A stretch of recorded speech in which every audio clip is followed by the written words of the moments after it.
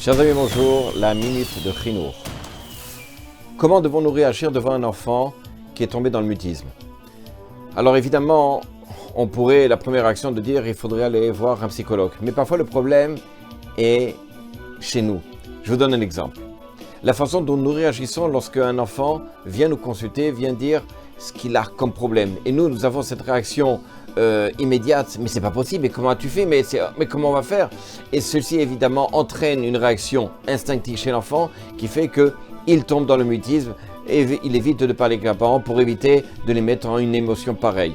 Donc chers parents, dans un cas pareil, d'accord, lorsque l'enfant il veut vous raconter ce qui se passe, ayez le sourire et préparez-vous à recevoir ce qu'il a à dire. Deuxième exemple, la façon dont vous gardez le secret. Lorsqu'une fille, elle vient vous voir, elle vient voir la maman et dit « Regarde maman, je vais te dire une chose, mais ne dis à personne. » Et vous allez commencer à raconter à votre mère, à toute la famille, etc.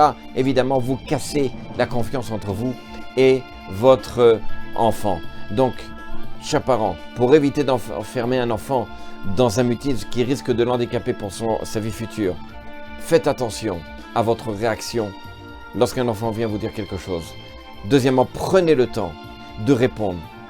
Dites, dans 2 jours, je te répondrai. Cela permet de prendre, évidemment, de reprendre ses émotions. Et la deuxième chose, évidemment, avec du recul, on a des meilleures réponses. À bientôt.